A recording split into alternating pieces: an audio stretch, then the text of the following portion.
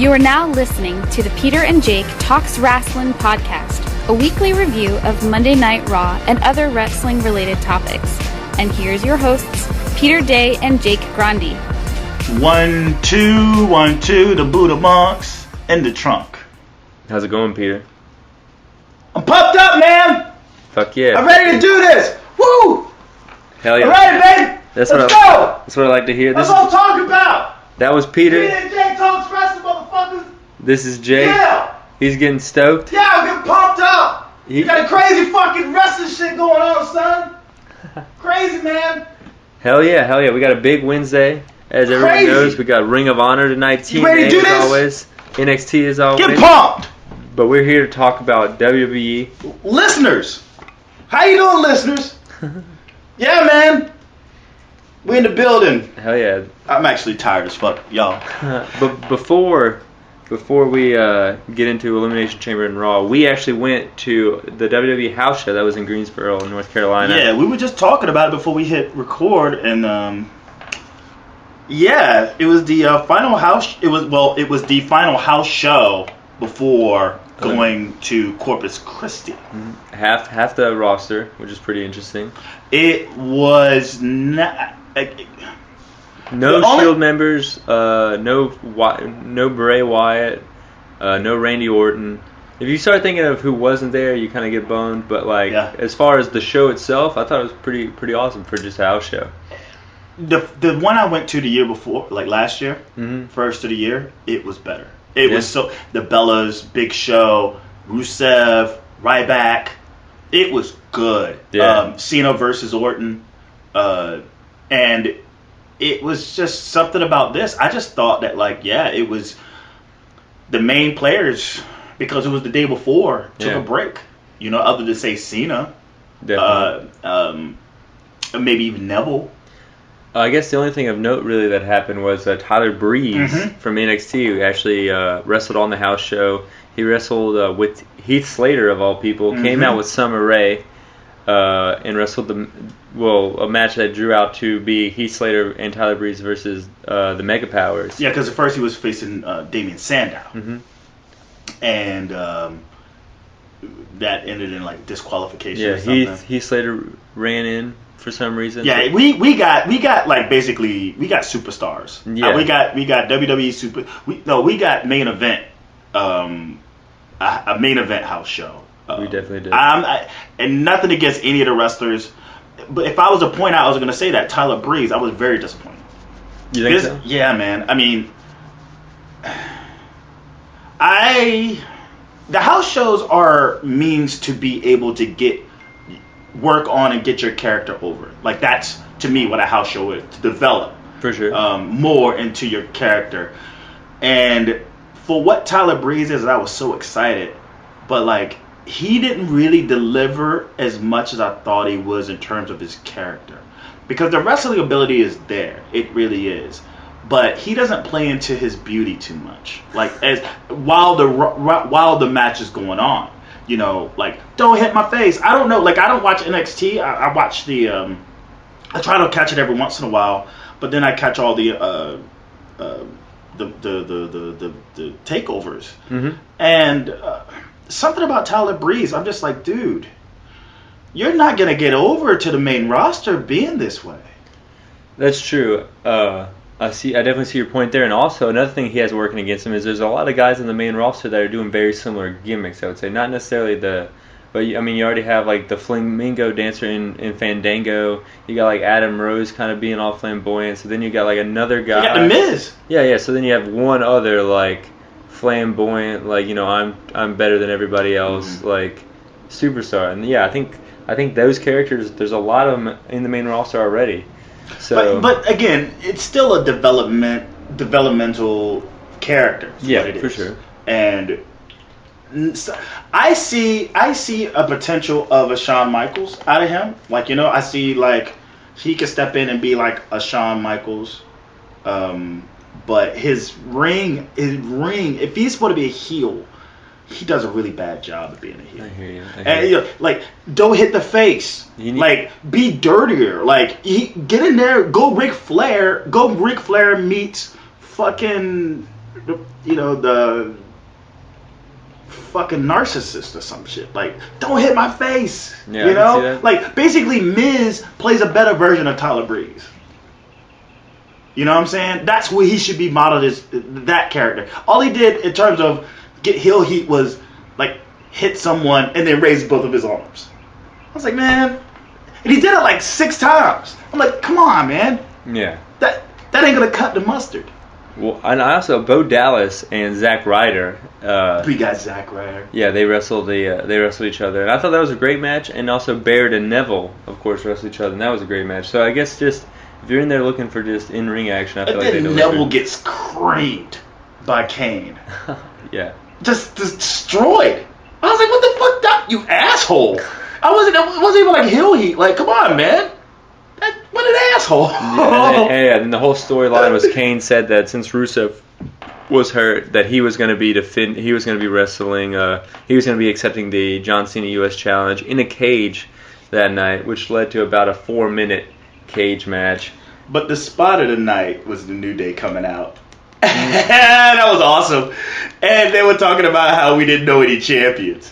Yeah. Because we were hot for them, actually. Yeah, people. It's like, man, like, I'm actually hearing New Day Rocks chants, and everyone's like, yeah, It's like, they must not see no champions in a while. And he called them the Bobcats. I thought that was pretty funny. He called the Charlotte Hornets Bobcats, and then it meant to the Panthers. And I go, well, I guess they're not considering the fact that we have Duke University, who just won a championship. And I guess not a world championship, but a championship in several. Carolina, who's won several championships as well. But they did all right. That was a good match. That was, for me, the best. Who were they going up against? They went against Kid and Cesaro and Harper and Rowan. Yeah, that was a really good match. I really enjoyed that part. And I would say New Day was almost second to Cena as far as over in the crowd. I mean, obviously Cena is... It's Greensboro, baby. Yeah. It's Greensboro. The brothers got to stick together. But the thing that stood out to me... Oh, go ahead. Oh, I was going to say, Tyson Kidd actually came out and defended Greensboro, running down all the Starcades that was in Greensboro. Yes. Which, I mean, I think is definitely a must-do in Greensboro, even though it was just a small house show. It wasn't a Starcade or even a Raw. Yeah, he gave the shout-out to Black Jack Mulligan. Yeah, Wahoo McDaniel. The Starcade, and Ric Flair Starcade. And there was this old dude, man. He was the true mark, man. He stood up when he mentioned that shit. He was like, I was there. I was there. I was like, yeah, man. But the fucked up part was... we were all dispersed in different ways. Me, you, and Terrence, because we were supposed to meet up and get tickets at the same time, but we ended up in like 3 different areas. Terrence, his motherfucking Hollywood ass, he's on the floor. What? Yeah. Oh, I was in the balcony. Yeah, well, you were the nosebleeds. I was in the almost nosebleeds. Not the nosebleeds, but like, I mean, you had a good spot. Yeah, well, no, I mean, you could see me. Yeah. I was at the lower deck, at the top of the lower deck. Yeah. And then, Terrence was on the floor. Jaffa was in the building as well. And then, my God, I remember watching just recently the, what's his name? The fuck is his name? Well, anyway, this is dude. It'll hit me in a minute. But he was talking about him going to a recent house show. I think the same house show tour. And he was talking about how you didn't fit in. Like, it was just a bunch of kids. Yeah. And a bunch of kids and a bunch of fucking fat women. But it was a lot of families there. Yeah, but kids everywhere. And he's talking about how he just didn't fit in. Like, what the fuck am I doing here? And to a certain degree, I thought the same thing at one point. Like, what am I doing here? I mean, going to a PWX show, or say when I started going to the CWA shows, it's not going to be the same setting. No. I mean, it's going to be like peer group mania.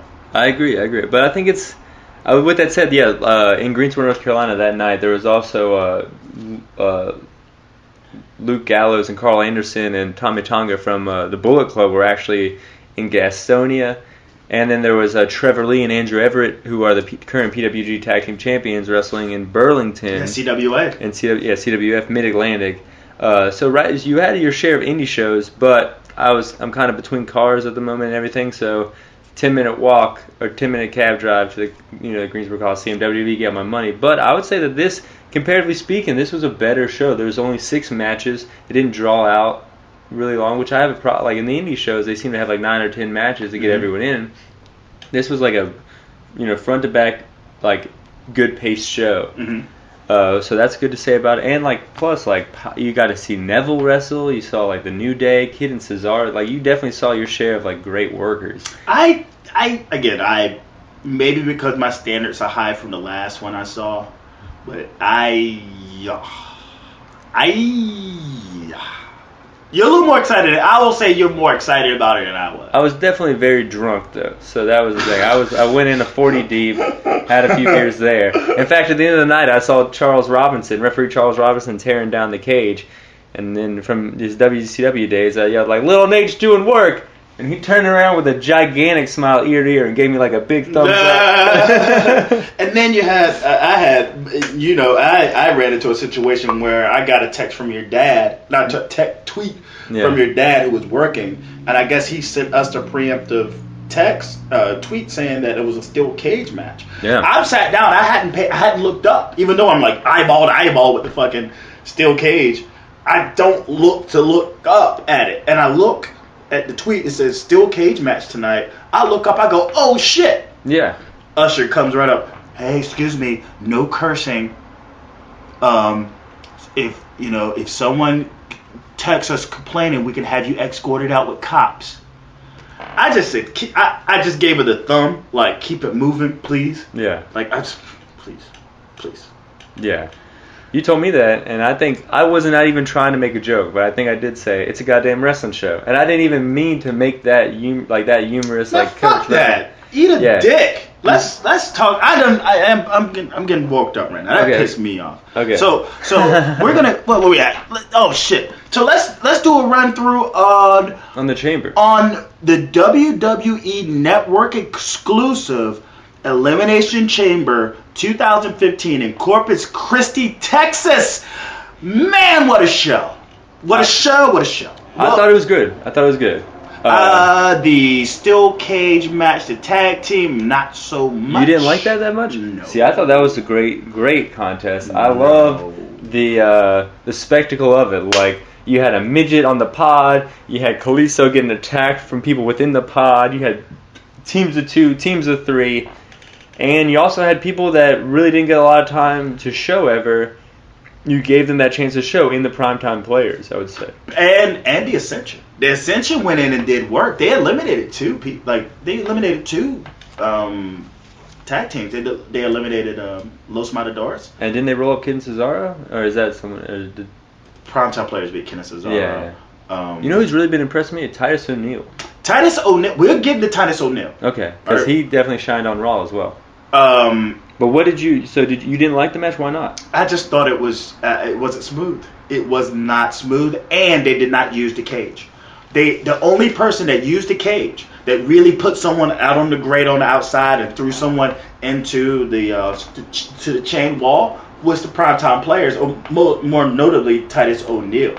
Like, he was the only one that said, yes, I'm gonna use this motherfucker. He's been there for 5 years. He's never been in a cage match. He's doing it right. And I was like, you look at. Well, what about Kalisto climbing it, getting on the top? Like, yeah, man, but that was weird because he just kind of failed, And maybe because I'm watered down to the idea of what's happening with Lucha Underground, and say you take that dude, what the fuck is his name? You take a lot of guys from South America who ran and did like a fucking flying drop kick from the balcony in there and shit, and you see like Aerostar versus fucking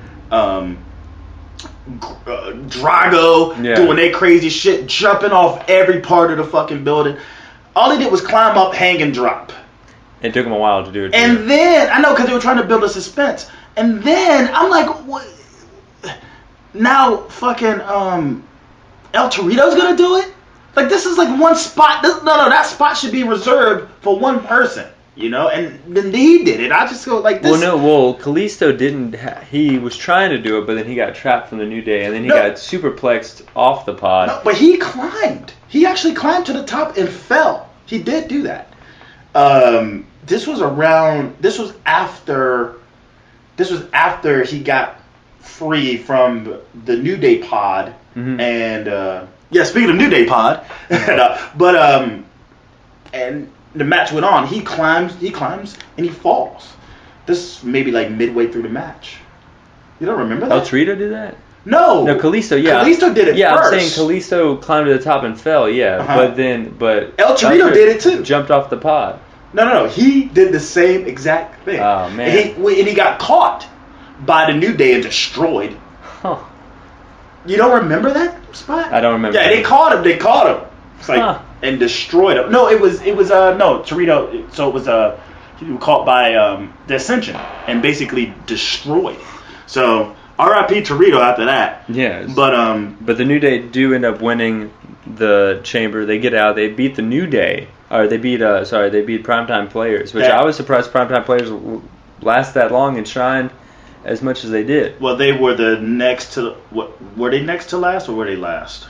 No, the New Day was last. Okay, so as soon as they came in, the Primetime Players, they were like bat out of hell, and they started using the ring. I think one of their first moves was like dropping Tyson Kidd onto the outside, great, and then I think he took one of the Ascension guys and tossed his ass into the chains. It's like, yeah, use this motherfucker, man. Hell yeah. And they just go a House of Fire. You know, I thought Ascension was gonna win. They were my dark horse. They had a great showing, but the people who had the best showing was the Primetime Players. It looked like we're gonna get a feud between Primetime Players and the New Day. And the significance of that is basically two opposite ends of the spectrum African American fighters. What do you think about this? I think it's good. They both are, to a certain degree, are shucking and jivers. Huh. You know, the Primetime Players, they're a bunch of pranksters, but they're still they still kind of shuck and jive. And the New Day, the New Day have become the black guys in the movie. The black guys in the movie theater that won't stop talking. Like, their characters have become these annoying black dudes. And their heel heat is that. So, they're both running on, like, petty stereotypes that I wish wasn't the case. When you look at a guy like ACH and Cedric Alexander that don't need those things to get over whatever character they are. But for some reason, between R-Truth, I think the only black guy that doesn't really have that kind of like packaging with their attitude is Mark Henry. Mark Henry's just a big bad dude. Yeah. You know? This is true. And it's a believable big bad dude. Yeah. But you look at the world's strongest man in yeah, like former world champion. And you look at New Day, and it looks like them forcing themselves to be assholes. And then you look at the Primetime Players, and they're kind of forcing themselves to be sort of like jokesters, but like minstrel jokesters. And we'll see how it play out. Again, it's just never going to work out with an African. I want to see this. I think it'd be a great feud. I want to see Titus O'Neil sort of ascend out of this. You know, like maybe Big E as well, and have those guys sort of become like either big time babyface over baby faces, because before Big E, after Big E left NXT, he was a big babyface. Kids loved him. Yeah, I mean, even when he was helping Ziggler out for a time or two, people saw a feud thinking that Big E was going to turn on Ziggler. There's going to be a world title feud there, and now, I mean, thank God he's in the New Day now, but before that he was dropping quick. Not good thing he's in the New Day now. Well, it's a shame. Comparatively speaking to what he was doing after the Rusev feud. Yeah. He was in what I like to call Sheamus limbo. Yeah, but like a little lower on the card. Yeah, because he's a Cena's homie. Yeah, he's that's Cena's right hand man in the company. Like, they're like the best friends. Oh yeah. Out of that, they live together, they eat together, they train together, they do all that shit together. That's why Big E he's been given the opportunities that he's been given because of his relationship with Cena. But like, just like Sheamus and his relationship with Triple H, you know, sometimes that weight doesn't hold up too much with creative. But he still has a job. But I want to see those two guys ascend. I see Xavier Wood, and if we're jumping the gun already, like I see Xavier Wood in a commentator role, maybe in the near future. Maybe not a commentator, but like a manager. I see him as a color. Yeah. When they were on last Monday, it was like the primetime players on one side and the New Day on the other, and on commentary, and Woods did all the talking. I was like, man, this guy is a natural role at being able to be color commentary. So, you alright over there? Yeah, I'm doing alright. Well, after they went into. So who did you have? I had Ken Cesaro. He had the Ascension, so we both ended up empty-handed there with the New Day retaining. But I do think it was a great match. I really kind of wanted to go back and rewatch the match because I guess like we alluded to earlier, you're probably definitely going to miss a spot or two in that match because it was just a spot fest, I would say. But I definitely liked the match. They did a lot of like a 4-man. I liked the spot where like they were going to the New Day was going to do a 3-on-2 suplex, but then the primetime players helped Ken and Cesaro out to then show like all the faces are ganging up on the team that normally gangs up on all the faces. Mm-hmm. And then there was a lot of superplexes there done. Cesaro definitely showed out, and Titus O'Neil. I thought Titus O'Neil was just throwing everybody around at one point, like he did on Monday. Yeah, let's fly through this. We talked about that way too much because we got one match to really talk about. Yeah, and then we had the Divas match. Pretty much, I feel like this has been a problem. I feel like you can see the progression in the Divas because they're definitely doing a lot better spots and a lot better moves. But the transitions to get to move is still a little rusty. So I do see the progression and who's ever helping them in the main roster. But it just definitely looks a little jagged every time you watch it, especially in a 3-way where they're not definitely just working one or the other. A, fuck these triple threats. B, if creative doesn't care about the Divas right now, again, I don't care either. Okay, well, I had who? I think you had Naomi. I had Paige. Nikki? I had Nikki. All right, so you get on the board with Nikki. I think I had Paige. So they fucked up the whole Paige Naomi feud. They just gave it away for free on TV. Oh, well, we'll get to that. No. I'm talking about like they did it. This was last Thursday. Really? I'm just like, what are you doing? Like, this is the payoff of the return, of the revenge. I think Nikki needs to take a secondary role to Paige and Naomi. I think Paige and Naomi are definitely better workers and are more over with the crowd, I would say. Nikki's money. She's money. She's loved. But she's even loved as a heel. But don't you think she can be money with just being on the camera? She doesn't have to wrestle. I got nothing wrong with her wrestling. I think she's improved more than Brie has. She's in there kicking ass. I just go like, especially on. But it's like it's for nothing. There's nothing attached to it other than the fact that she's just Nikki Bella. Yeah. Like, and she ends up winning. She hits the rack attack on Naomi to retain. Yeah. And then we go into, dare I say, the match of the night: Owens versus Cena.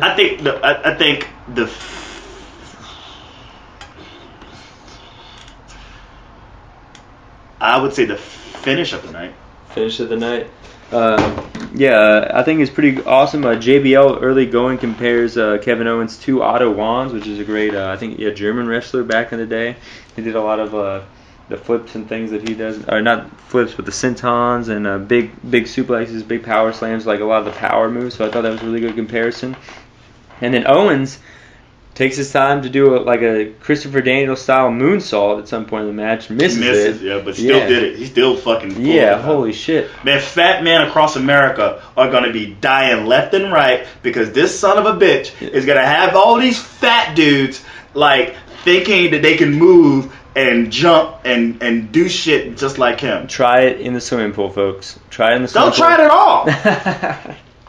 Just stay grounded. This guy is an athlete. He's an athlete to the football degree. He used to do the moonsaults back in the day in PWG, but he was a lot skinnier then. But I'm glad that he can still keep the move set up. He's like the heavy D of like wrestling. Now, again, I'm a little older, guys, and back in the late 80s, early 90s, there was a group called Heavy D and the Boys. And Heavy D was basically a guy with weight, but he was also a sex symbol. One of his big hits was the Overweight Lovers in the House.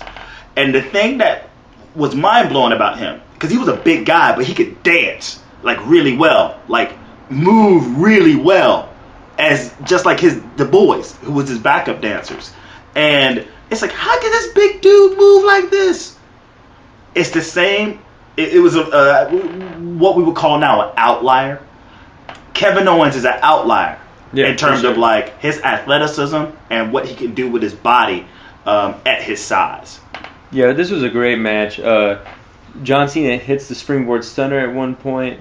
Owens hits the AA for a 2 count at one point. But then, of course, the pop-up powerbomb out of nowhere, and Owens just beats Cena. We get a lot of reactions from the crowd that are pretty crazy. There was like an Hispanic dude. There was like... He was praying? Yeah, praying. There was like a bunch of Cena kids with their hands on their heads. Yeah. So, I mean, it did its job. I didn't think it was going to happen. I picked Cena in the match. I think you... Did you? I had Cena winning via DQ. I thought that... Because there's no way. Bruins guy popped up in the corner right there, the guy with the Bruins jersey. Here's the thing about this, and if you haven't already, go to Peter Jake Talks Wrasslin YouTube page. You can actually type Elimination Chamber live reaction, Cena versus Owen, and I have like a live reaction up. Nice. And I'm like, he beat him! Oh my God, he beat him! So, and that's up to almost 300 hits now. Like, okay, it's not like thousands, but like... That's good. Yeah, like, 280 hits for that is pretty cool. I think it's helped with some subscriptions to the YouTube page. So, yeah, I'm happy for Owens for getting the victory. His career moving forward will be definitely up in the air with what he's going to be doing involved with either NXT or, say, with WWE. He did sign he signed a contract with the main roster. So how do you feel about him signing to the main roster, and where do you think it will affect him moving forward as an NXT talent? Well, I know he's got the belt. I think they're trying to push NXT as a brand, so I think they're going to have him play on both shows, just like they've done stuff like that in the past. But for how long though? How long you think they'll probably have him bounce back and forth? Because that was like something that I was thinking about. Like, actually, was a good idea. Genoa City, that's the name of the city between the Young and the Restless and the Bold and the Beautiful. Mm-hmm. And if he can open up that gate to move back and forth to say NXT and then Raw, and maybe other people go back and forth from like more obvious as NXT talent that are trying to fight their way back to the main roster, I think would be like a really good idea. Yeah, I agree. It's definitely happened before, but if it happens like you said, more like a streamlined back and forth, that'll definitely help everything out. And I think that's why I think that's what they're doing in the first place with him getting such a prominent role on the pay-per-views and everything, special events. Yeah, but I think it boils down to Vince, and because it's still his product, the main roster, and Triple H baby is NXT. I think to a certain degree, Triple H still wants to have his group of people, and I think Vince wants his group of people. But I feel between Stephanie McMahon, Triple H, them at the WrestleMania NXT show, and the impression that it made on all the with Vince, and you see slowly more and more NXT guys coming up. It's just like, well, wow, who will be left of Vince's guys by, say, the end of next year, or even 2 or 3 years from now? We got Randy Orton, Big Show, John Cena. It's not the rest of the roster is like NXT guys. Wouldn't you say? Well, Randy Orton even wrestled with Evolution and everything, and definitely got the rub from Triple H. So even at that, I don't know. I guess they are truly transitioning Vince out, Mm-hmm. But he's gonna still have to die. Yeah, because he's still okay. He still has the final word. So we'll see what happens with this. Kevin Owens moving forward, especially his feud with John Cena. What happened on Monday, I didn't necessarily agree with, though. We'll get there. We'll get there. And we had Bo Dallas versus Adrian Neville. Definitely a transition match, I would say. It was. I mean, I could see this match on Raw or main event or Superstars. Neville definitely amazing offense, but he back and forth a little bit, but he just wins with the red arrow. I think we both had Neville winning. I couldn't pay attention. I watched it, but it was hard for me to pay attention. I was still, and even for the rest of the show, it was tough after seeing the pin on Cena, clean pin. It was like, and that was in my live reaction. That was one of the things that I spoke through the rest of the night. It's like, man, poor Neville, poor Bo to actually, it's almost like who wrestled after Lesnar and Undertaker? Oh, that was the Divas Battle Royal after that, yeah. Yeah. They got booed, yeah. Yeah, you're fucked. And I felt Bo and Neville, they worked really hard though. You could tell that they were really trying to go the extra mile to sort of bring the people back to their senses. But I was one of those people. I was one of those guys. It was hard for me to get through. 'Cause what was after that? Like, who did you have winning? The Neville and yeah. I think we had Neville. Okay. Because Bo Dallas has been. I mean, they had a great feud in NXT for the NXT title. I think a year or two ago, but where Bo is comparatively speaking to where he was in the NXT, it's like miles apart. Like Bo is definitely seen as a superstars, if you will. Yeah. Whereas before he was a main. He's heel. OVW by now, man. Vince is just not high on him. He gives him because his dad is IRS. His dad's part of creative. And also they could watch these matches in NXT and be like, look, like they're gonna have a good match on a pay-per-view. Just give it to them. So then this one, like you said, network exclusive. Just put it out there. Just that's what I think. But then we went on to the IC Chamber match after that. Henry, we said everyone was wondering who it was going to be since it wasn't going to be Rusev, and Mark Henry from Texas ends up coming out. Austin, Texas, though. Yeah, I don't know how far Corpus Christi is. Very far. Really? Yeah, all those big cities, all those cities are, between San Antonio, Corpus Christi, Austin, Dallas. They're all like 4 or 5 hours away from one another. But he's still a Longhorn, and I guess the Longhorn is the state's team, right? It's not Texas Tech. It's not UTEP. Yeah, I've been to Texas a few times, and yeah, it definitely seems like Texas is just Texas. Yeah, Longhorns. Yeah. So it's kind of like around. You'll get an ECU fan around here every now and then. Yeah, but it's Carolina. This is Carolina Nation over here. Yeah. So I didn't expect him. I mean, normally when you do something like that, let's just say a guy returning like Sheamus. He was given like at least some vignettes, on his return. I mean, we haven't seen Mark Henry since when? Well, no, not too long ago, because he jetted and then he came back to put over Reigns. Yeah, but that was before Mania.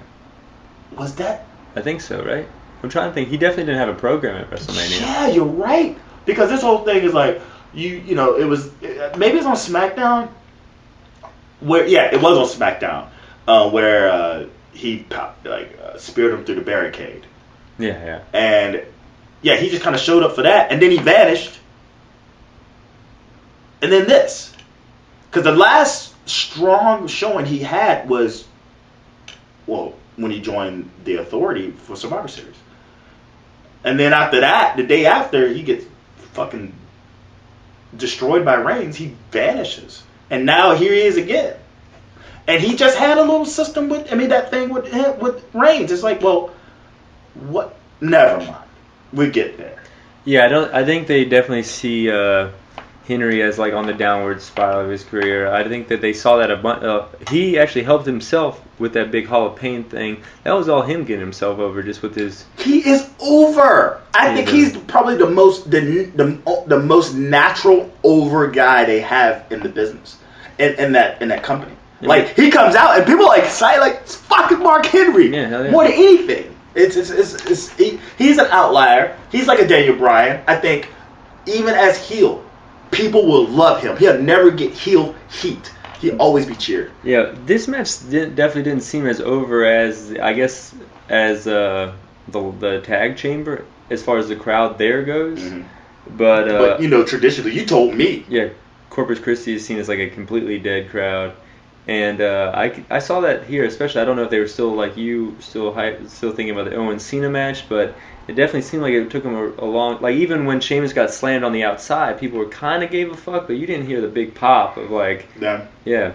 But Ryback, we'll just get to it. Ryback ends up winning it. Mm-hmm. I called Ryback. I definitely can't. I just picked somebody. I can't say like I definitely definitively thought Ryback was gonna win, but. What did you? I had Sheamus winning. Yeah. And it's a shame that maybe they got a future with Sheamus. I see this belt meaning nothing on Ryback. And then as soon as it went down, I said, oh, God, this is not good for Ryback. And then Monday showed up and fucking proved in my head at the time when I reacted. Because I didn't even really watch it. I was trying to get my reaction to Cena and Owens up. And I was listening to it in the background, and I didn't care. This is the WWE's fault. They shouldn't have put that fucking match right there, man. Well, they tried to make you care. They had Bryan at the ringside. He came out. He cut a little promo saying, like, I think Ryback deserves it. Do you think Ryback deserves it? That was total bromance bullshit. Yeah. That wasn't needed. Yeah. I think they thought that. You inspired me. You inspired Big Guy. No one remembers the fact that Ryback has demolished Bryan. Bryan still doesn't have a win over him. Yeah. I mean, they were just... I think people were like... They thought people would still be in shock about Bryan's injury. So I guess they were trying to ease people away from that idea. Maybe that's what they thought in the back. I don't know. I wasn't really too excited about this match, so I can't say I came into it thinking, it didn't disappoint because I wasn't that hyped up for it in the first place, but it happened. It was ham and egg station. Yeah. It was, whatever. And a ham and egg has it. The way he's been treated. He shouldn't be that way. But then going into Monday, it's like, oh, God, really? And then Dean versus Seth Rollins for the world title. I thought this was, they definitely, I think this is the new Orton Cena, in a lot of ways. Like, this is a match we've always seen, but it's always going to be somewhat good. It's never going to be bad against these two. And they didn't disappoint. A lot of spots that it's really convoluted to go throughout, but there was a big ref bump, and then Dean ends up winning with the Dirty Deeds with a new ref. But then the old ref came in and talked it over with the new ref, and then they went to Lillian, and Lillian announced that Dean definitely did win, but it was by interference because the J&J security had already interfered earlier in the match. So Dean got pissed and just dipped with the title, and Dean and Reigns just left the building with the world title. What did you think about this?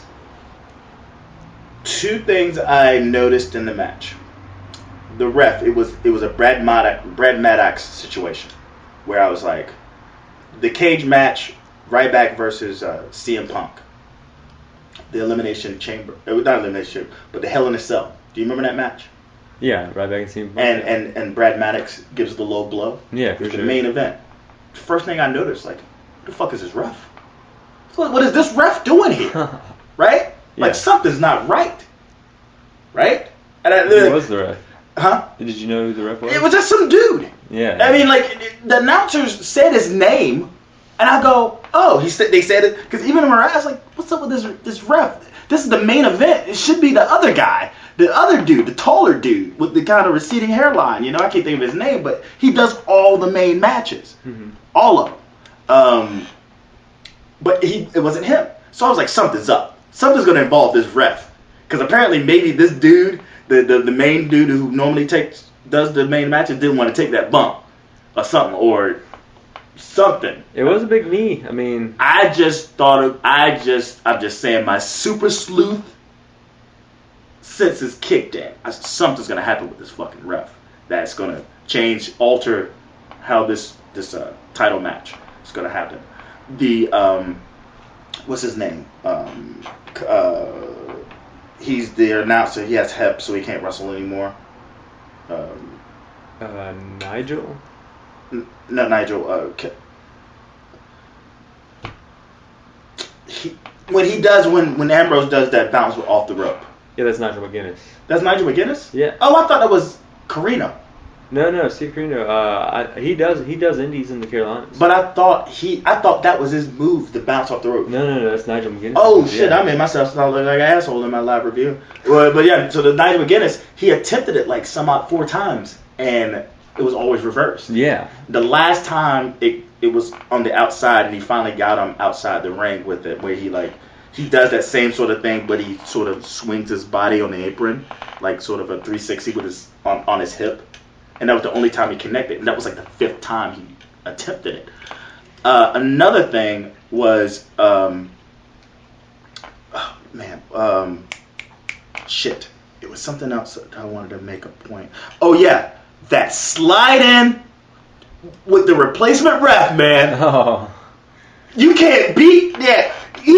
Who has the infamous slide in replacement ref for the count? Oh, were they he almost slides all the way? Yeah. I don't know, but I definitely know that spot just because I can see it. I can see it like in my head. He's still sliding when he does the first count. Yeah. And this guy pulls off the sickest slide for that count. The camera angle is good too. Yeah. He's like little dot. It's like get bigger and bigger. And he's like, he slides a good 75% of the ring, which I thought was cool. Thirdly, my power went out. My internet goes out after the 3 count. So you didn't see what? I didn't see anything after that. It came back on, and then you see Ambrose leaving with the belt, and Rollins pissed off because it seems but disqualified. Yeah, I called the aftermath of how everything changed back over. But I'm still not over Cena Owens. Cena, man, it's gonna always be about Cena, and that's the bottom line. You think so? Even with all this work they're trying to do with the Shield, they definitely seem. This is all about Cena, man. Who's talking about the main event and how that ended? What is everyone talking about from this thing? Cena Owens. Yeah. That was an amazing match. It was an amazing ending. A star was born. You just can't. You couldn't beat that. That alone. Everything else is just waste. I would have just watched that match alone on the card. If that was the only match on the card, I would just want to watch that match. It's we have one match. We have Owens versus Cena. Okay, I'll watch that. Yeah, I mean, I can see that. No other match is good. That's fine. That's fine with me. Because where it lands, who's ever afterwards, I'm not going to care. Just like the Fatal 4-Way with Cena, Rollins, and Brock Lesnar. Not so much during the Ryback feud, but the match they had where he gets kicked in the balls and loses to Rusev. What was that? That was that Payback? Where? No, that was Battle. No, not Battleground. Cena gets kicked in the balls and loses to Rusev? Yeah. It was a hard-fought match. And what was after the Royal? What's after the Royal Rumble? After the Royal Rumble, this year was Fastlane. Normally. So this was the Fastlane match. Mm-hmm. That match was awesome, and I didn't even care anything that happened after that. I hear you. That's true. I guess that shows that Cena is over. I don't know. I think that they definitely did a good job building Dean and Seth and Roman to an extent as the Shield guys and everything. And I think it's a good story what they are telling.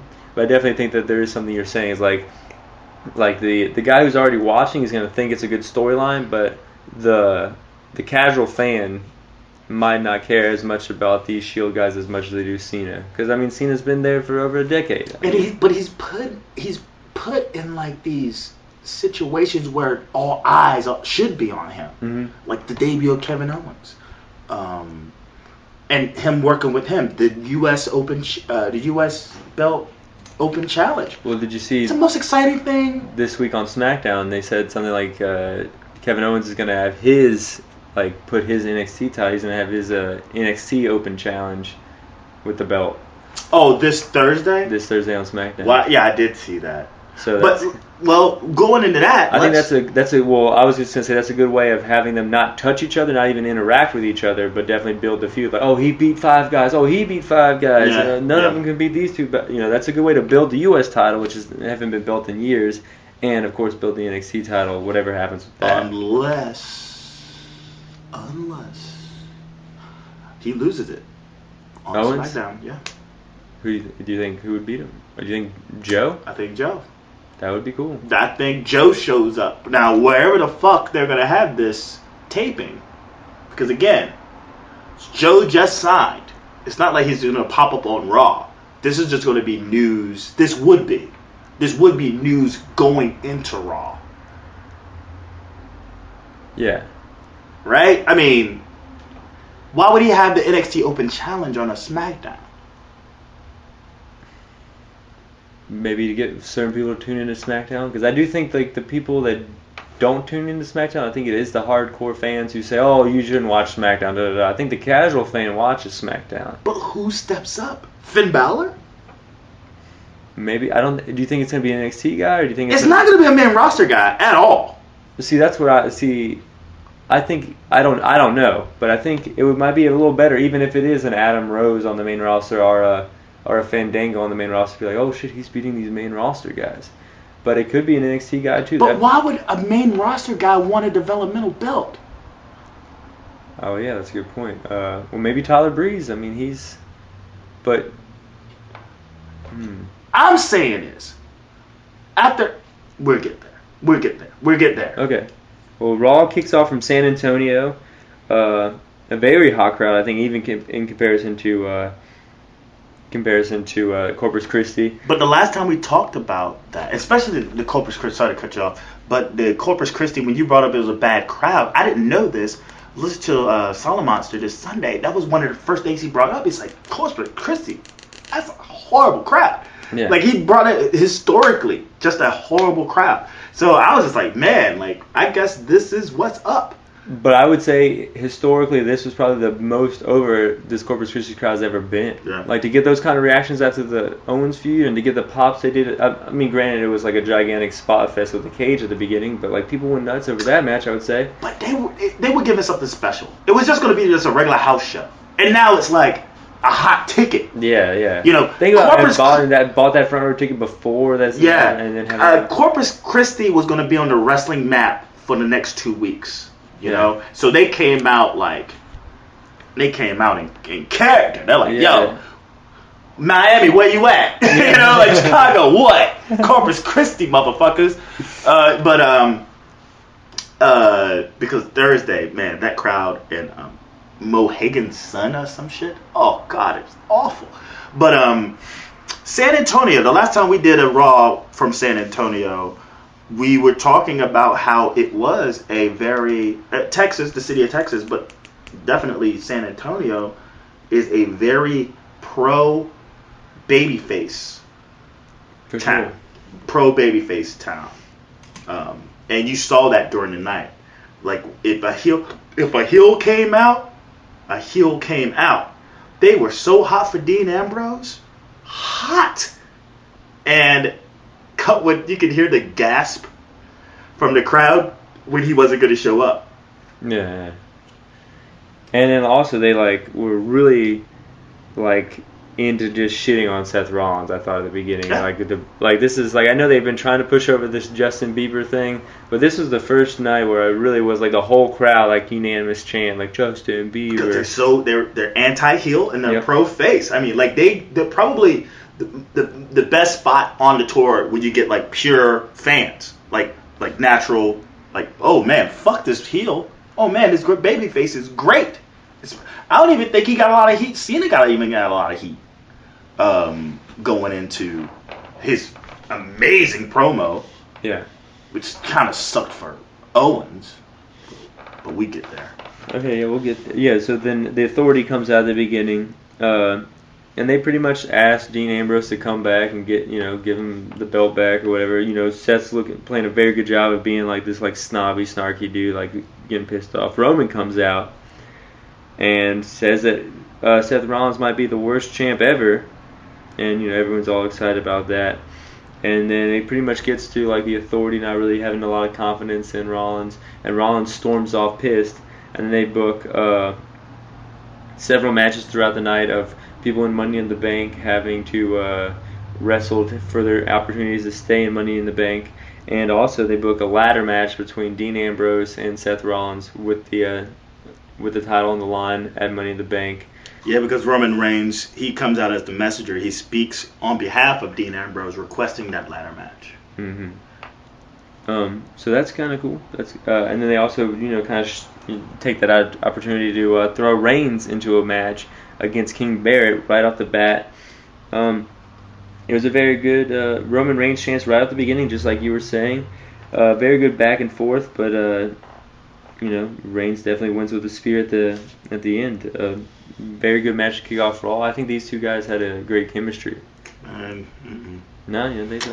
Whatever, man. Reigns in a match is just nothing for me. That's my diva. That's my diva's break. He doesn't, no headlock, no nothing. It's his lack thereof wrestling, or his non-existence of just basic fundamental wrestling stuff. It's just you get no lockup. I can't remember ever seeing him ever lock up with someone. He did do something pretty impressive in this match, just a feat of strength where he deadlifted Barrett up in the air into a sit-down powerbomb one arm, which I don't know how much Barrett weighs or his height or anything, but he's definitely a big dude. He's like 6'7". He's like 6'7", 260, 270. He's a big dude. Maybe 250. A muscular, lean 250. Yeah, I mean, but yeah, just to deadlift someone one arm like that into a sit-down power bomb, I mean, that shows like natural ability right there, not necessarily technical prowess or whatever. But yeah, Roman wins, and then in the back, when the back they have, he's like, good job, Triple H just congratulate him, and then books him in a match against Mark Henry. So he's still not done, and I guess they're trying to punish him through aligning himself with Ambrose. Well, they're punishing him because he's kind of being a jerk to them as well. He's interfering with their plan as Rollins being the champion. So, you come off and you pop your shit, we're going to show you who's in control here, And I don't know. I was, when I saw that he was going to be in a match with Mark Henry, I was just like, oh, so Mark Henry comes back. What role is he going to play? Because, again, we were talking about earlier, like, he recently kind of aligned himself with Reigns, sort of wanted to see how he was before, I guess, meeting up with Brock Lesnar. And now, all of a sudden, he's beating his ass in a match. I just go like, well, this is a hard Raw to get through. I tell you, this was a very tough Raw.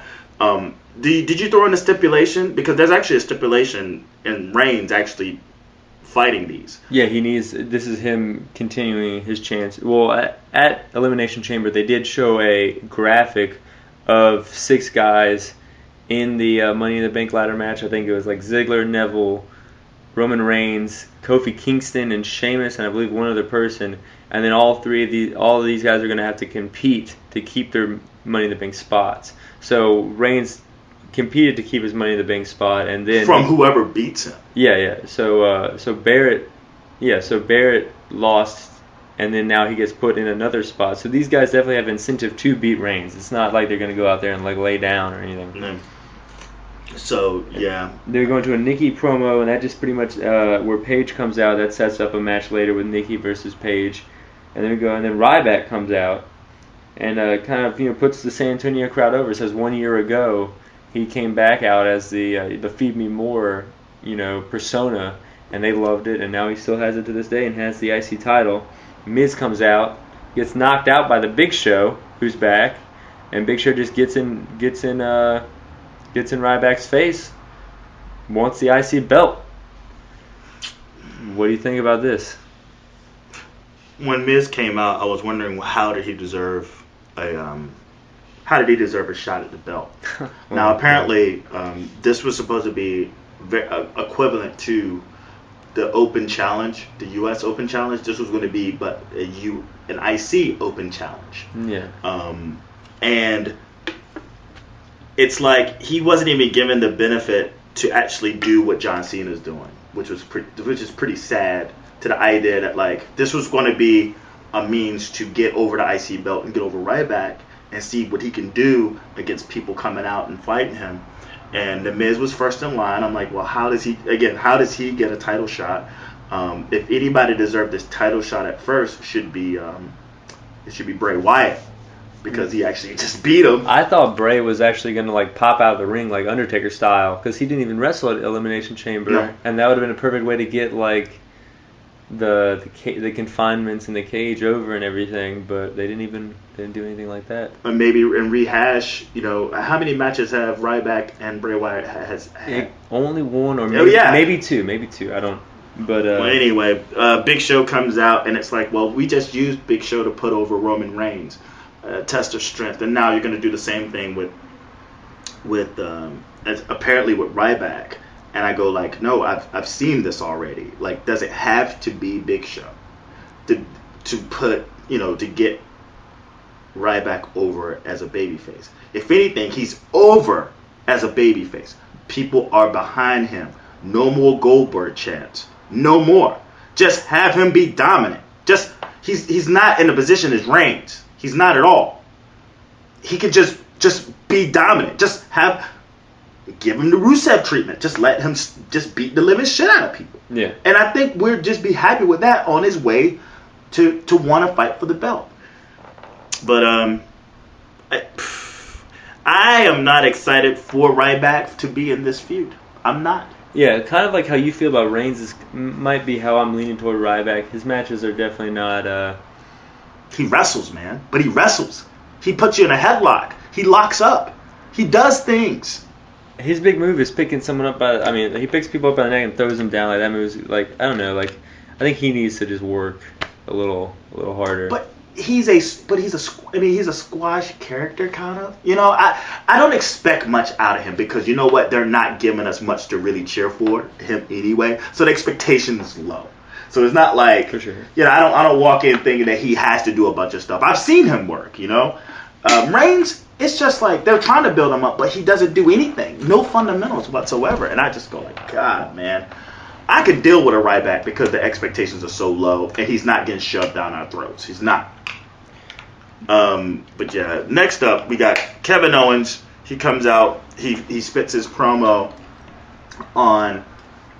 He spits his promo shoots on John Cena about why he wanted Cena in the first place, and he gets to talk to his son after the match, and he's complaining about how his kid was upset.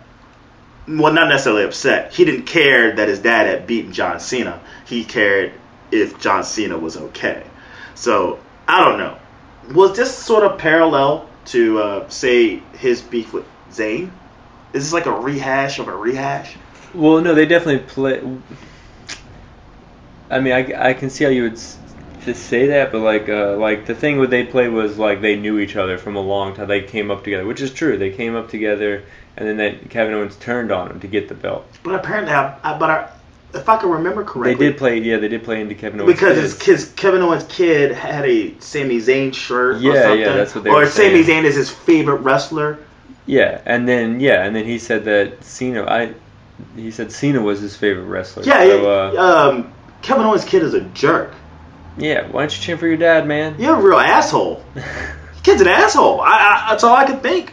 Your kid's a jerk. I think that's why. I think his kid is named Owen, and I think that's why he went from Kevin Steen to Kevin Owens, because I think that's just a little, I don't know. Well, he named his kid after Owen Hart. Oh, well then that's and that's cool. Why I guess it all runs together. Yeah, one big circle. That's kind of cool. I didn't know that.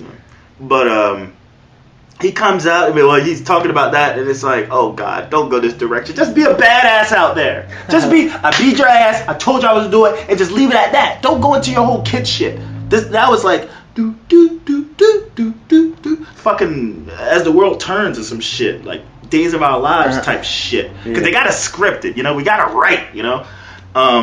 Cena comes out, and it's basically Bray Wyatt in front of him. He just runs his ass down. And I'm like, Cena, for a guy who just got your ass kicked, you're doing a lot of talking. You're not humble, man. Yeah, you're not humble at all. Yeah, he said he came out. He's like, isn't Kevin Owens a real asshole and like things like this? Like, act like you've been there before. Yeah. Like, what are you talking about? Have you not seen the end of your matches when you win? Yeah, this is true. Like, I just thought it was crazy. Why is Owens letting this guy speak? Just kick his ass. So he goes into like one of the greatest babyface promos of all time. When he starts pointing out people, he points out a kid. With the kid battling cancer. I'm beating cancer. That was the craziest moment. That like how the camera just like pulled over to him, zoomed in on him. He's sitting there holding two arms holding the sign up. Just decked out in Cena shit. And I think I saw a picture online. I think either after the show or during a commercial break or something, Cena came out and like got the kid in the ring. It was during like the backstage, like after this promo, they went backstage. Mm-hmm. It was like a quick backstage segment. Yeah. With Triple H and Roman Reigns. I guess and you hear this crazy pop, like, and I'm like, they can't be popping for this. Yeah. But apparently, after that promo, they act like they're gonna fight. Owens act like he's gonna fight him, and then he kind of like heals it out. And he dips out. People give him the boo, and apparently when they shot backstage, he brought the kid in to the middle of the ring, and it just got over, And, of course. But the only thing I don't like about this, man, and it's like, this is classic Cena. This is the Cena that I don't like. This is, let me run down my opponent. Let me make him less of a threat. Even though he beat me, who cares? I'm still John Cena. I'm still going to talk down to you like nothing ever happened. I never lost. What is this loss thing? Was there something we did yesterday? I remember waking up fucking Nikki and going back to sleep. I went and pumped some weights. I went driving in one of my million cars. And, I was preparing for Raw. That was what I took from this. Like, it's like he never admitted to losing, but he kind of didn't admit to losing. Yeah. I was almost waiting for him to say, hey, I had a bad hamburger, so my stomach was off. That's why you beat me, or some shit like that. What do you think? I definitely, I guess you gotta like to build the feud. You gotta have both of them confident. I would definitely want to have gone all the way into his kid thing. I would just, because I think a cold, callous like dude like Kevin Owens, you don't want to think of him. You don't want to give anybody any reason to cheer him. You know what I'm saying? Enough people cheer him already as he is because of his work and Ring of Honor, PWG, and what have you.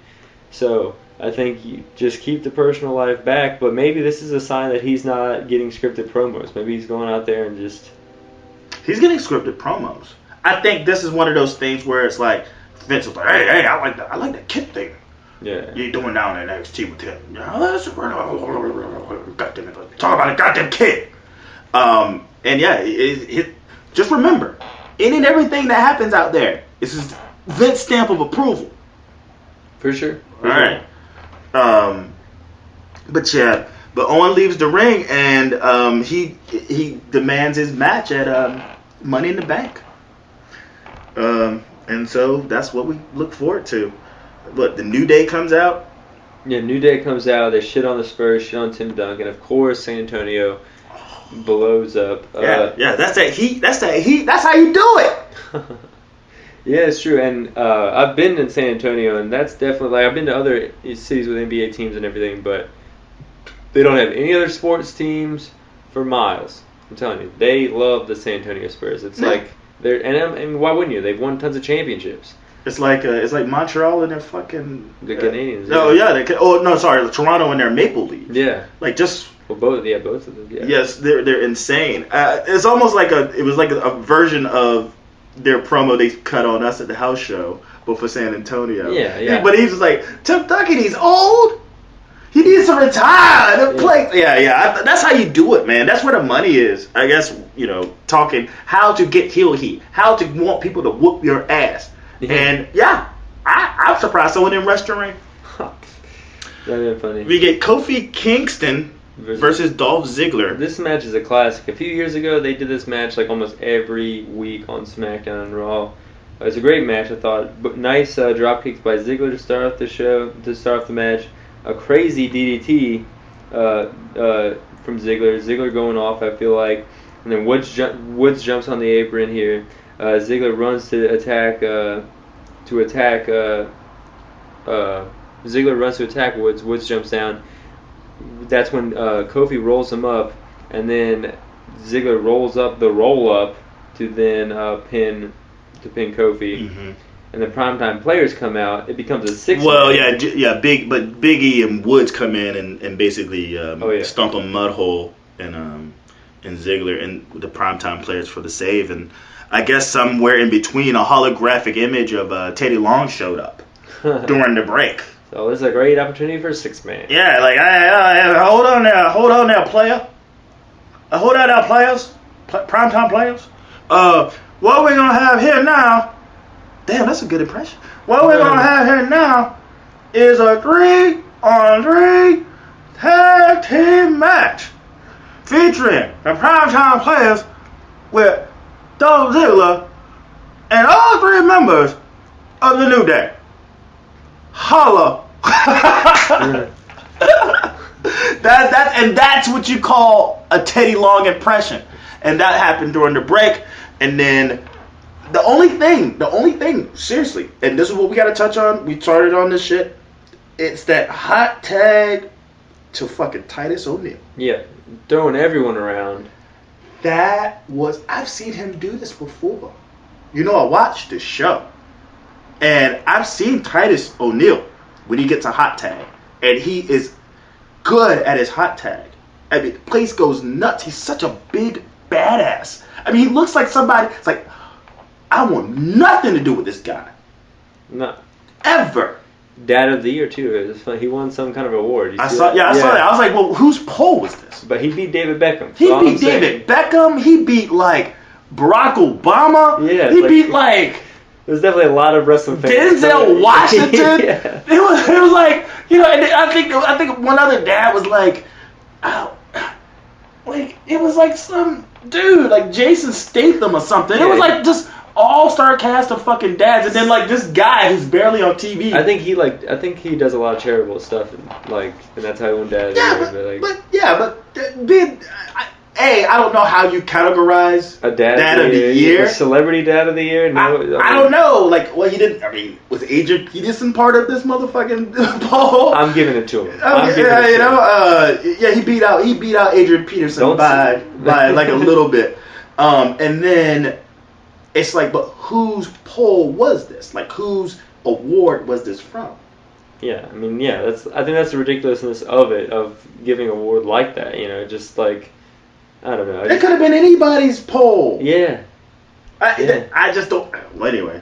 But I still think Titus O'Neil has a bright future. And any time that he gets knocked down to like superstars or some shit like that, he somehow gets his way back up. And he showcases how awesome he is. And it's something I've been talking about since we've been doing this podcast. Is like, why won't they pull the trigger on him? Because he could be either like a really awesome babyface. You know, because he's fun. He's funny. He's a jokester. You know, the Flapjack guy. Remember the Flapjack? He came out in a fucking wig and fucking overalls. You remember that? I didn't remember that until you just mentioned it. Yeah, you know, like he's a fun guy. He knows how to have his fun and, you know, play to the crowd. But he also knows how to be a mean fucker. You know, that's just a ridiculous heel. And he could be fed to somebody who you're trying to get up as a baby face. A Ryback. And it'd be fresh. Roman Reigns versus Titus O'Neil. That is a fresh match. Especially if they're going to ride this momentum for him for a while. Have him turn again on Darren Young. And then Reigns it's fresh. It's new. Yeah, for sure. I don't know. There's just so many ways you can go with this guy, but they just won't do it. And I think he's just like, all right, whatever, man. I'm just here cashing checks. Yeah. And for some reason in my notes here, I can't remember who took the victory. Oh yeah, what primetime players in Ziggler? Because they did the dance at the end. Well, Owens. Owens. See, O'Neil hits he hits Woods with the pump handle slam.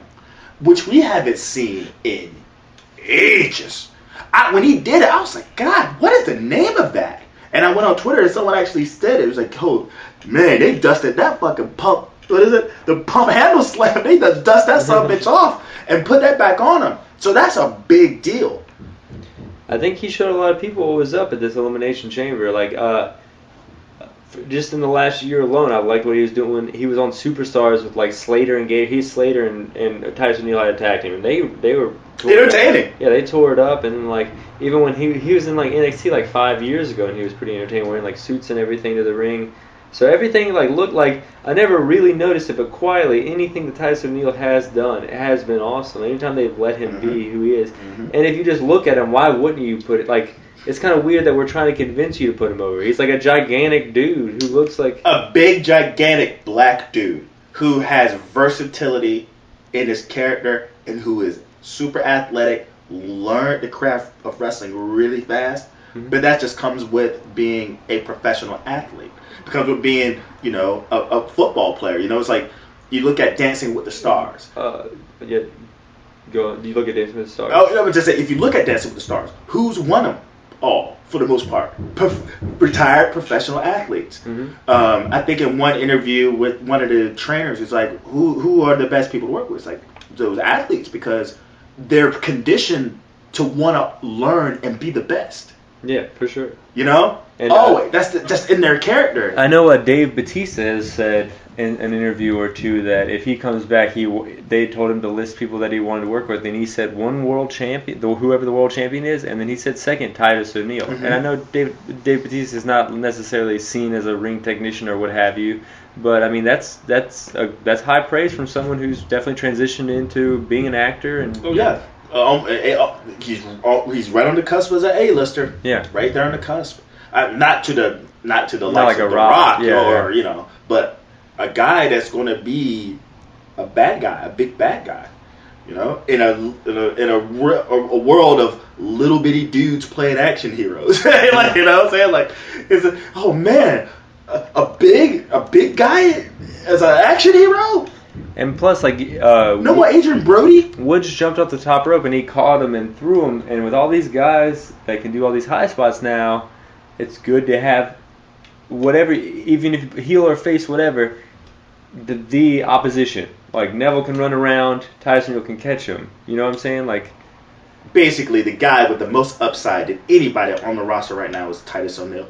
His upside, his potential is the 3,000.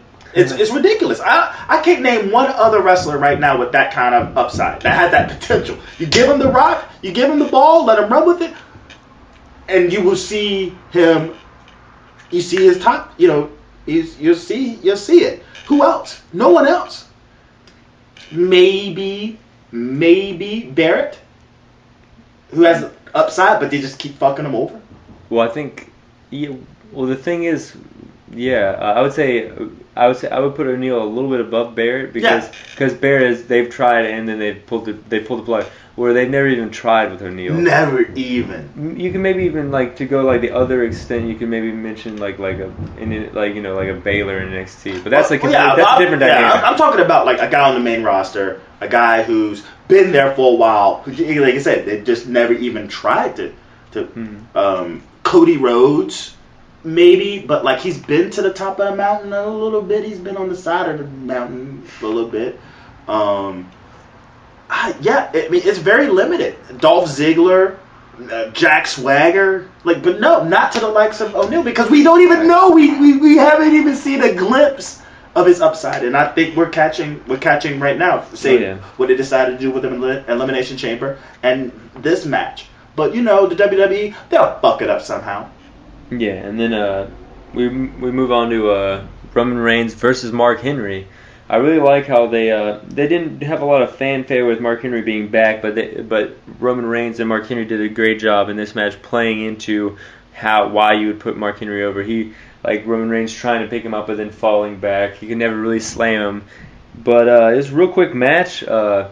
Roman Reigns and Mark Henry try to beat a 10 count. Roman Reigns is the only one who beats it. I think it's a good way to keep Mark Henry, not to beat him on his first night back on Raw, but to definitely. And then he fucks him up afterwards. He gets in the ring, has the world's strongest slam, and a big splash. And he walks off. What do you think they're gonna do with Henry? I can definitely see a Ryback feud with it, or I can definitely. I honestly wish I could say I had an idea. What would you do with him? I'll put him up against Neville. Yeah, man, hell yeah, that's a good idea. I never thought about that. But yeah, almost immediately, him and Neville. I think it would be a fun match. Those two. Yeah, I think it'd be really fun. And what do you think of these Sonic commercials or whatever they did? So, Paige versus Nikki. No. Okay, yeah, you know how I feel about that now. Triple H Steph backstage. They run into him again, and they set a match with Bray Wyatt. Yeah, or they say like follow the buzzards. Yeah. Yeah, I mean. But when he with Margaret, someone's gonna get their wig split. Yeah. Triple H has his moments where he's funny. He does. Yeah, it was pretty. So once again, we're gonna get another Roman Reigns match. And pour. As soon as I heard it, pour a little bit out. Pour a little bit out. He's doing it, folks. He's doing it. Oh, there it goes. Pour a little bit out for Bray Wyatt. As soon as he said it, I was like, "Yep, they are done with him. They're done with Bray Wyatt." No, I don't even get my fucking Orton feud with Bray, which I think would be really fun. And 2 weeks ago, he was feuding with now Ryback. Like, why wouldn't you just transition that Ryback and Bray into another match? Because it's all about the WWE Shield. It's not about they're gonna give a guy a little push and then they're gonna bring him back. They're gonna give a guy a little push, then they're gonna bring him back. They're gonna give a guy a little push. People are buying tickets. People are buying tickets to see the brand. They're not buying tickets to see any individual wrestler other than John Cena, maybe Randy Orton. Maybe to see Seth Rollins. Maybe get his ass kicked. Maybe they want to see the Red Arrow, Yeah. But for the most part, you're just showing up to a WWE. Hey, who's main event? I don't know, but it's a WWE show in town. Let's just go. I mean, that's what we did. That's exactly what we did. Yeah. So I mean. So. Paige. Well, yeah, Nikki and Paige. Fuck them. Fuck it all. Well, I thought she did a really good job of being very confident as a heel. Like when she got thrown to the outside, she popped up and she started doing like crunches. She was doing like sit-ups and push-ups. But wait. We still haven't made up our fucking mind what these bitches are. Because my whole beef with the whole Naomi shit is the fact that you remember me distinctively saying but wait a minute. These chicks aren't heels, are they? Nikki and Brie? Yeah, why are everyone cheering on the Bellas? They're not faces. People love titties. And people love asses too, so they love asses even more as of late. So Naomi should be bigger than John Cena by now. But for the most part, I was just so confused and mad too, because it's no, Naomi is going after the heels. I've been overlooked. Look my way. I'm coming to take that title. Fucking, she loses in heel fashion. Getting kicked in the head with Brie. Then they pull this bullshit, twin magic. When did the Bella twins become heel again? And why? Well, haven't they been heel for a while again? Oh, no, you're right. Fuck, you're right. Why did they pull Twin Magic? I have no clue. How the ref should have called them out. They're like, no, I don't see any titties right there. Well, or boobs, whatever. She was just on her back. She was just on her stomach. So yeah. Really I don't know. I just think that would have been a funny thing. I imagine if Xavier Woods would have ran out and pinned, I don't think the ref would have known the difference. Yeah. Well, that's yeah. But yeah, I just go you know what? They've given me no reason to care about this. Paige, Nikki, we got three girls on a Divas roster, right? We got 3 girls, and they're basically saying, "Fuck you, fuck any and every potential money we can get out of you. Eat a dick." Yeah, we're getting the money from the E Network. We don't really need to have, nothing. The payoff for Paige versus Naomi was on a fucking throwaway SmackDown tape. A triple threat match that was that like had no emotion. Like there was no reason for me to cheer or boo anybody or even care. It's just mind blowing. It just blows my mind, and all I can think is Lynch, Flair, Bailey, Banks. Man, they're fucked. Do you ultimately want them to get called up at this point? Like, as a fan, like I know you want them to get the money and everything like that, but fuck yeah, because you know what? I think the Divas division needs a rehaul. Maybe like if they all get it brought up at once. No, like yes. Just fuck the Divas division. Bring back the women's division. That's it. Bring back the women's division. You want to be a fucking diva? Then you can do things with the Divas belt with Divas wrestlers. But you could have that women's championship. I do not want to see that butterfly maybe on Bailey because it would fit. Yeah. But I don't want to see that butterfly on Charlotte Flair. I don't want to see that butterfly on Becky Lynch. I definitely don't want to see that fucking belt on Sasha Banks. Don't. Hell no. So get rid of that fucking belt. Get rid of the idea of the diva in the ring. And just have the divas in their own division as just eye candy. And you bring in the real women that are wrestling and fucking build storylines between them and make us care. Because the ability in the ring is what's going to sell us. You know, they have the potential to come to the main roster and actually, you know, outshine. They're doing it to these fucking like indie superheroes that out fucking performing Finn Balor and fucking Kevin Owens and they're out performing everybody. Yeah, this is true. When you listen to any podcast or something, what are they talking most about? The Divas matches. Yeah. Because they're so fucking great and the storylines are consistent. Oh man. Yeah, I mean I agree, but like I just don't have faith in them that they're gonna when they bring them up that they're gonna just mess with them. I just think I don't know. I'm reluctant to want them to go up because I don't think they're gonna have as much time, and I think that they're gonna screw with them just like they screwed with. I think that's why they're holding them down for so long now. Yeah. I think they're. They know them. They know themselves. They know that they're gonna. They're like, no, we're not gonna ruin these girls. We're gonna play this out, and then we're gonna bring them up and hopefully just do an overhaul on the Divas division and just have this thing going on. Like I just go. Paige can be saved. I think Naomi can be saved. I think they all can be saved. I think Alicia Fox can be saved. I think Emma can be saved. All of these girls can be saved, but they cannot. They cannot be saved in the Divas division. They can be saved in the women's division. For sure. Then we go on to Randy Orton versus Sheamus, and if whoever wins this goes into the Money in the Bank ladder match, but. This match, do you remember a few years ago this match was put out in front of an After Mania Raw crowd and it just got shit on. This match always seems to get shit on between these two guys, Randy Orton and Sheamus for some reason. Because where's the magic? Why do I even care to even watch this match? Yeah, for sure. That's what made this episode so bad, man. Well, because Orton, I feel like Orton definitely, I mean, this is the first time I've seen him back and everything, but he definitely did some great moves. The running power slam that he always does, and then he actually hit an exploder. They call it a T-bone suplex. It was great sequence of moves by Orton. Orton actually, I think, confirmed how awesome he was. He is an awesome wrestler. He uses the energy from the crowd.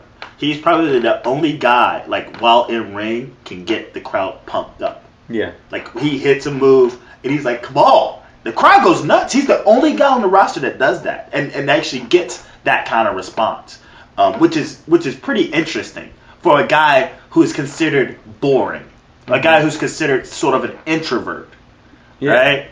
He opens up, and people are like, yes, Orton! Yeah. You know, like, fuck yeah, kick his ass, Orton! I guess maybe because he's not always doing that. When he does do it, you're like, you're like, oh. You know what Orton is? Orton is he's like the guy that you hang out with, who's, you get along with him. He's cool. Nothing about him screams fun until you take him out to the bar. And he's kind of like the life of the party. Yeah. It's like Dr. Jekyll, Mr. Hyde. Like, he leaves the bar, he wakes up in the morning, he's back to business, But then it's like, hey man, you remember last night? Oh man, whatever. And then, it's like two different people. And I think that's what people like about Orton now. That like he's the guy that you've been waiting to sort of break out a little bit, you know, clean up, you know, take off that affliction shirt, you know. Oh, get out those Junkos or some shit. Just put on some cool pants. Put on an awesome like hipster shirt. You know what I'm saying? Like just go out and fucking grab a beer and like smile and just smile, man. You're a good looking guy. These chicks will dig you, dude. Like, nah, these chicks don't like me, man. You know, like that guy. Like, but he just opens up and is a whole different person. And I think that's why people are getting into Orton. It's something that we least expected from him. Yeah, hell yeah. But then Sheamus uses a chair, gets disqualified, and then attacks Randy after the match. Beats the living shit out of him. Bro kick after bro kick. Randy's done. Dead.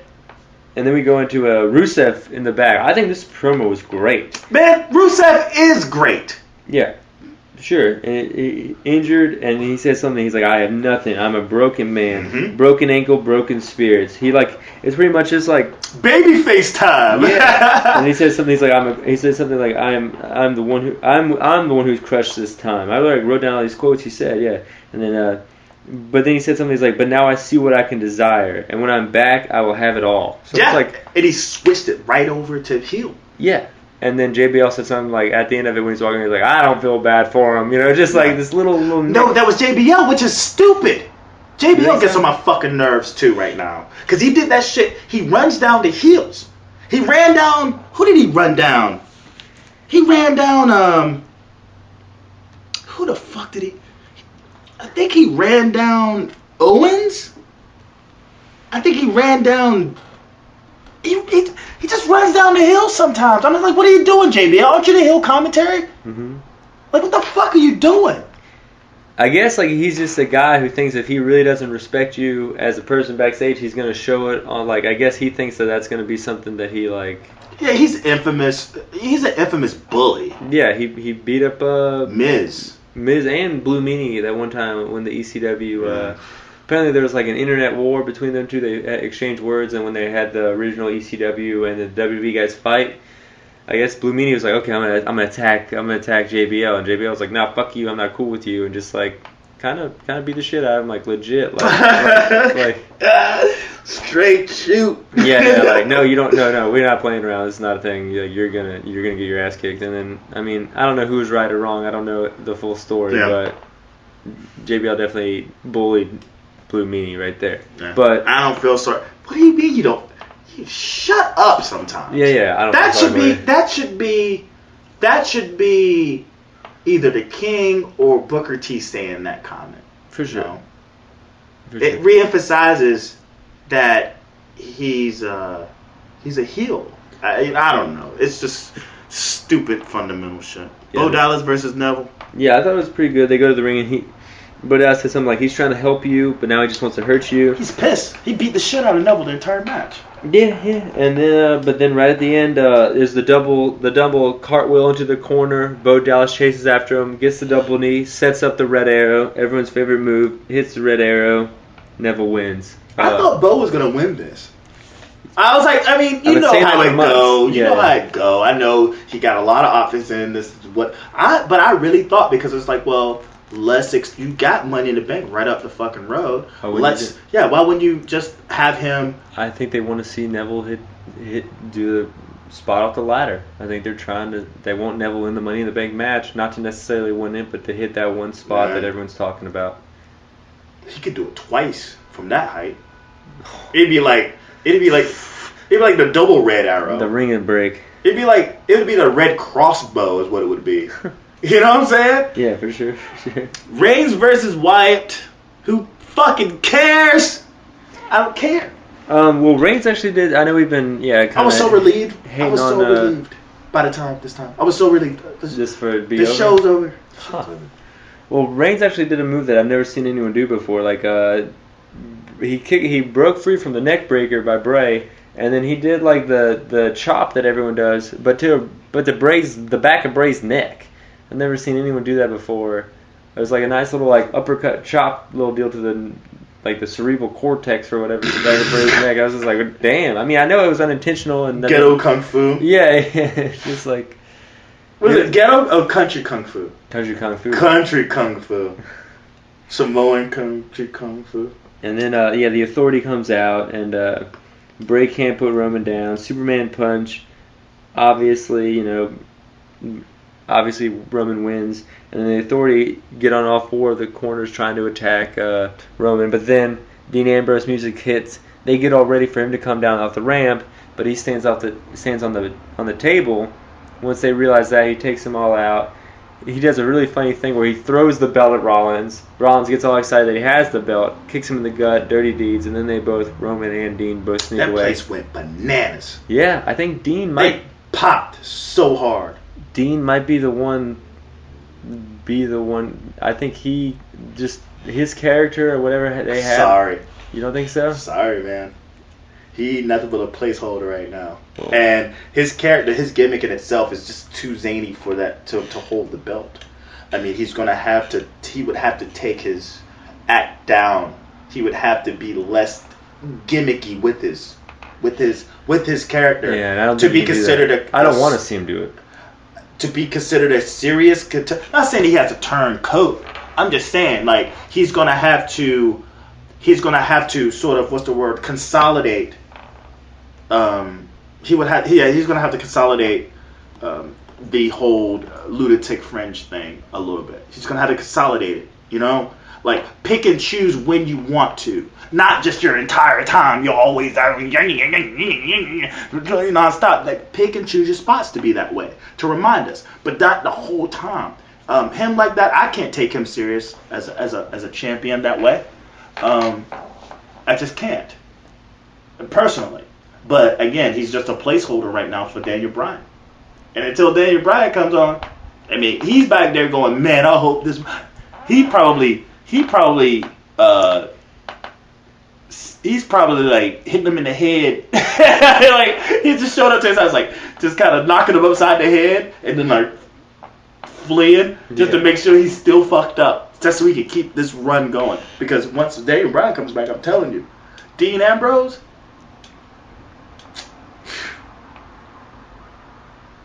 Do you think you'll see it? Do you think? Well, do you think Bryan's gonna come back anytime soon? Yes, he's coming back. He'll be back by SummerSlam. You think by SummerSlam? Yeah, totally. In 12 weeks. This is episode 41. Mm-hmm. That's cool. 42. It's episode 42. So we got 10 weeks. That's enough time to get over like some head shit. I guess. I hope so. Because I love Daniel Bryan. Yeah, you got motherfuckers coming back, and say versus the fact that he's actually had, neck and back surgery.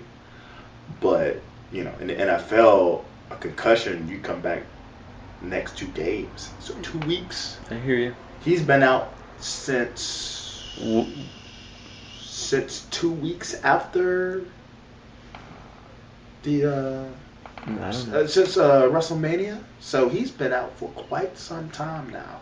But it seems like it hasn't been that long ago because it's been rapid fire with the pay-per-views. Yeah, for sure. And because next week we're doing a fucking prediction show. Oh yeah, 2 weeks. Fuck.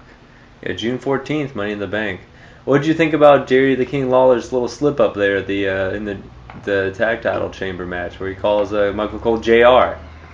Oh, I didn't catch that. Oh, it was hilarious, dude. JBL and Michael Cole laid into him the whole rest of the show. Really, I didn't. Oh, dude, it was like he's just like he said something. He's like, "Well, I'm not JR," and he was like, "Did I say JR?" And then he was just like, "Yes, you did." And then like they couldn't say anything about it. Like Michael Cole was definitely pissed, and then JBL like eased the tension by making little jokes. Mm-hmm. And then he said something. He's like, "I guess I'm having flashbacks. This match is so exciting," and they just like go back to. I completely missed that. When was this? It was during the Tag Team Elimination Chamber. Oh, right at the beginning. He was just like, he's like something about like, what do you think, JR? Or like he's like, that match is crazy, JR. Or something. He just calls Michael Cole JR, and I'm sure I would be pretty pissed. Are they talking about this on the internet? Was this something that was like... I don't know. I heard it, and then like whenever they were showing the three at the table later on in the night, like they even bring it back up. They were just like oh yeah, you gotta ride them for it. Yeah. Almost like Hulk Hogan calling the Silver Dome. Yeah. Like they had something where like Jerry said something that was like, yeah, we're all going crazy. Like this is insane or something. He's like, then JBL like picked right up on that. He's like, you're going insane calling everyone JR. Oh God.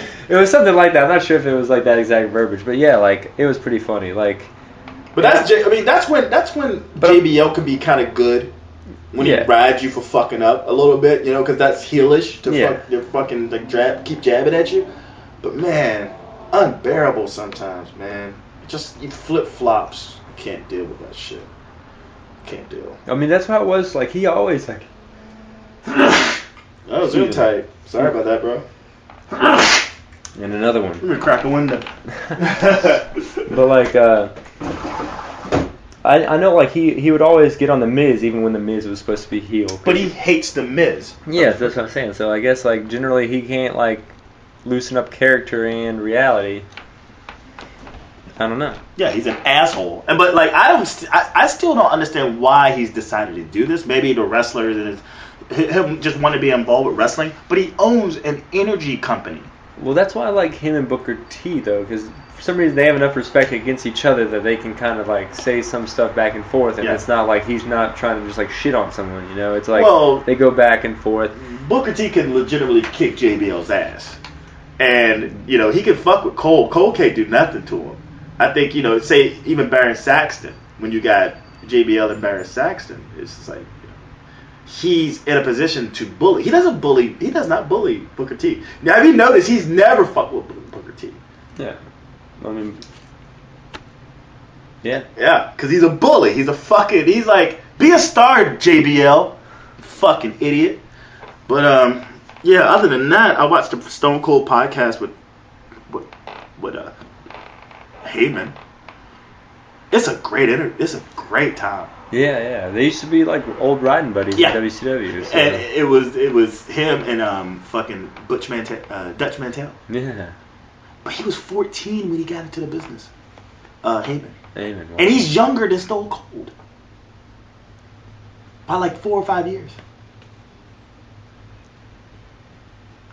That's just really cool. At the end, they go into the story with where they're riding buddies. And Sting and the Steiner brothers rode together. Yeah, that's cool. And how they would do tricks, like they would rib on other wrestlers. They would like catch up to them, right beside their cars. Scott would take Rick Steiner and like let down the window. He would hold him as he yanked open the door of the other car and grab the person's leg in the car that's right beside them. And like fuck with him, like that was what they did. And then the story with Paul Heyman and the Wild Samoans, they tried to pull that shit on them. They locked the door, so they're like, nah, fuck that. Yeah. So Scott and Rick Steiner and Sting proceed to just toss food at them on the highway. Like they said, the first thing that came out the fucking window was a watermelon. So the Samoans was stopped by like a quickie mart and they just bought a bunch of shit. Yeah. And it was like, it's on when we come back.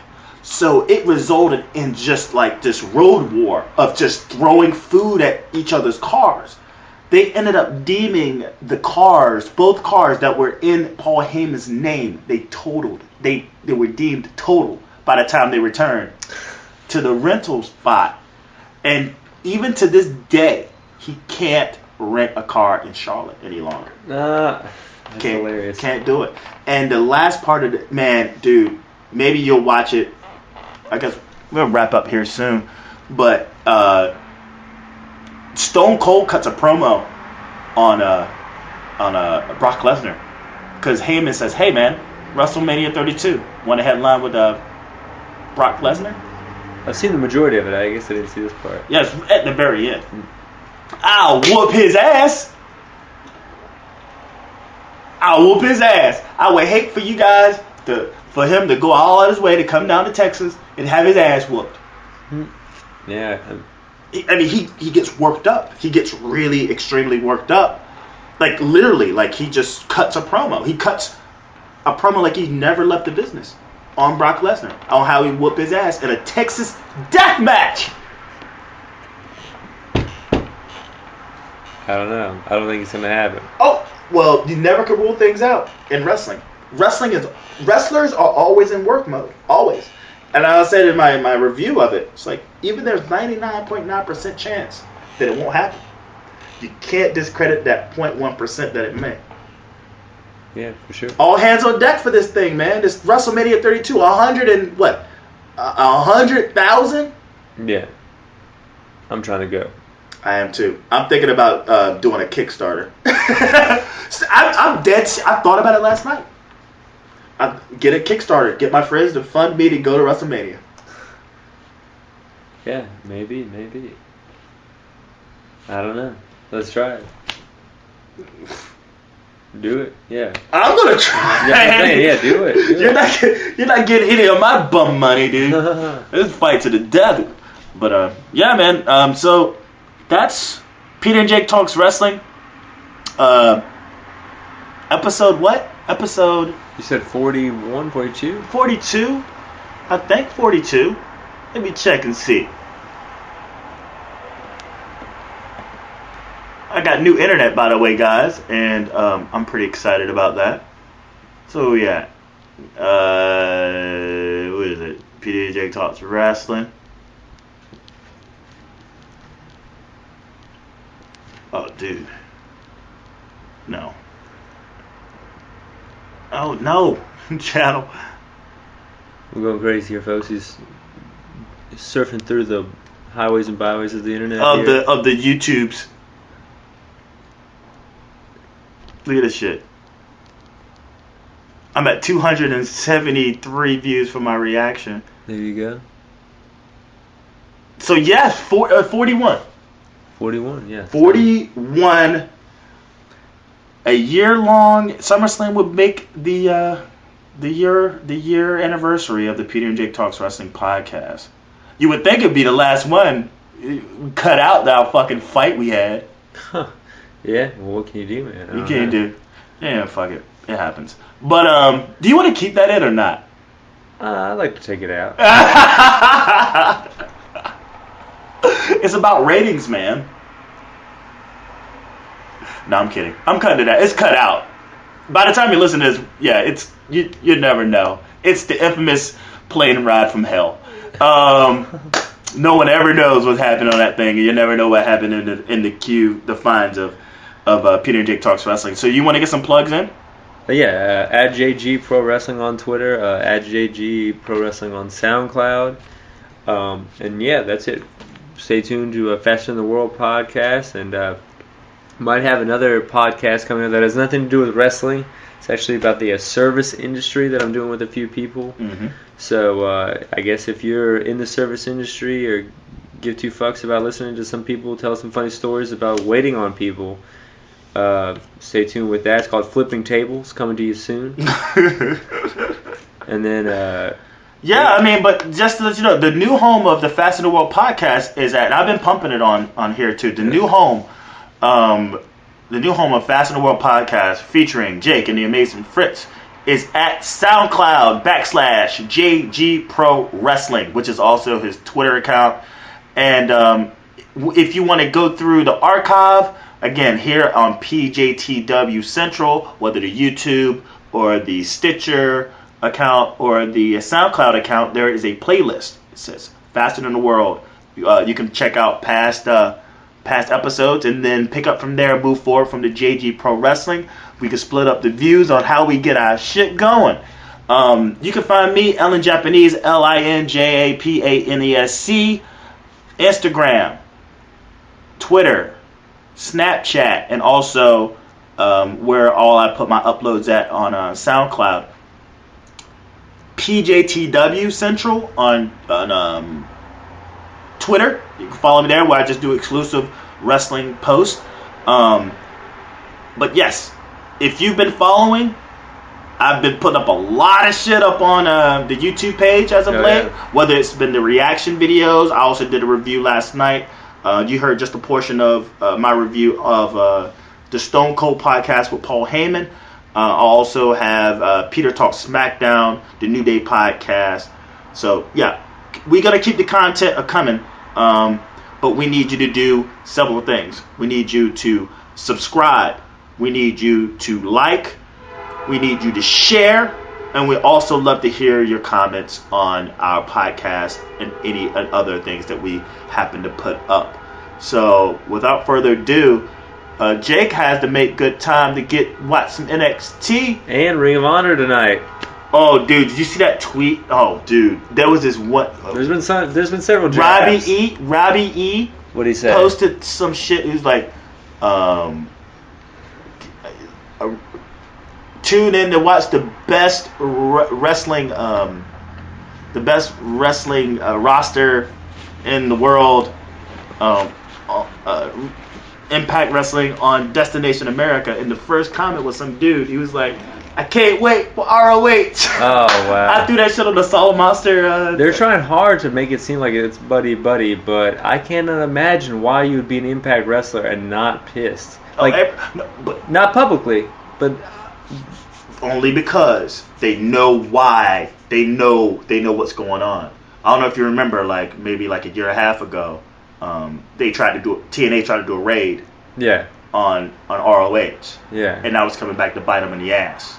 And all the wrestlers, they know this. And Austin Aries just left TNA today. Former TNA champ, former Ring of Honor, I think tag champ or World. I'm not sure, but definitely a star on both programs just left today. They're dead in the water, man. They're dead in the water. And before this already got announced, if you didn't know, they got Dave Meltzer leaked that they pretty much aren't going to get renewed come September. So this whole, Impact Wrestling and Ring of Honor on the same network is only going to happen until September unless they get renewed. Who?